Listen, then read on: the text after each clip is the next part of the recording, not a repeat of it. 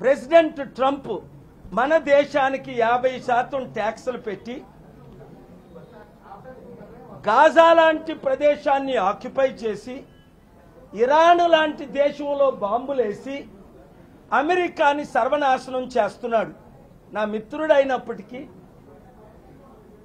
నేను ఆయన అడ్వైజర్ని అయినప్పటికీ, 30 సంవత్సరాలు ఆయనకి మద్దతు ఇచ్చినప్పటికీ అమెరికాని ఆయన సర్వనాశనం చేస్తూ మన ఇండియాకి దమ్కి ఇస్తున్నాడు. నా దేశానికి దమ్కి ఇచ్చినోడు ఎవరిని నేను సహించను. మోదీ గారు మౌన్ మన్మోహన్ సింగ్ అనేవారు, ఈయన మౌన్ మోదీ అయిపోయారు. ఇప్పుడు 29 సార్లు ట్రంప్ నేనే ఇండియా పాకిస్తాన్ యుద్ధం ఆపానంటే మోదీ గారు ఎందుకు నోరెప్పట్లేదు?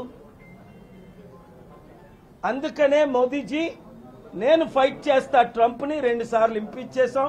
2020లో అతి త్వరలో మరలా ఇంపీచ్ చేస్తాం, ఇంప్రిజన్మెంట్ ఇస్తాం. 2 నా బీసీ తమ్ముళ్ళందరికీ ఒక మాట అడుగుతున్నా, గద్దరాన్ని మీరు ఫాలో అవరా? ఒక దళితుడై ఉండి ప్రజాశాంతి పార్టీ మాత్రమే బీసీ పార్టీ అని కాంగ్రెస్ వాళ్ళు అడిగిన పార్టీలో చేరారా? బీజేపీ నాయకులు అడిగిన పార్టీలో చేరారా? టీఆర్ఎస్ బీఆర్ఎస్ వాళ్ళు అడిగిన పార్టీలో చేరారా?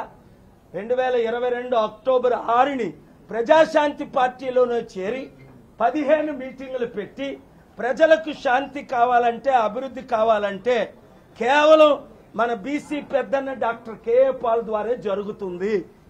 ఒక దళితుడిని అయ్యుండి నేను ఎందుకు చేరుతున్నానని గద్దరన్న మన పార్టీలో చేరారు. చనిపోయినంత వరకు ఎన్ని ఒత్తిళ్లు వచ్చినా కాంగ్రెస్ పార్టీలో చేరలేదు, బీఆర్ఎస్లో చేరలేదు, బీజేపీలో చేరలేదు.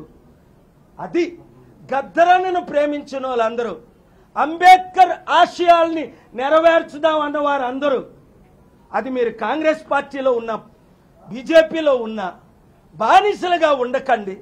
మనం 50-60% ఉన్నాం. మనకి రాజ్యాధికారం రావాలి అంటే, అంబేద్కర్ ఆశయాలు నెరవేరాలి అంటే మీ బీసీ అన్నను 200 దేశాలు శాసించి 155 దేశాలు అభివృద్ధి చేసి 2007 జూన్ 8 నుంచి మీ కొరకు నేను పోరాడుతున్నా.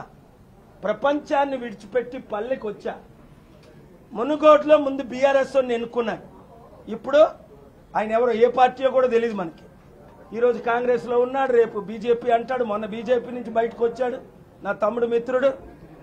ఎందుకు రోజుకో పార్టీలు మారుతారు? పవన్ కళ్యాణ్ లాగా దశావతారాలు ఎత్తుతారు మీరు. రండి, నేను మీ కొరకు ఫైట్ చేస్తున్నా. ప్రాణమైనా పెడతా, బ్రతుకుంటే అభివృద్ధి చేస్తా.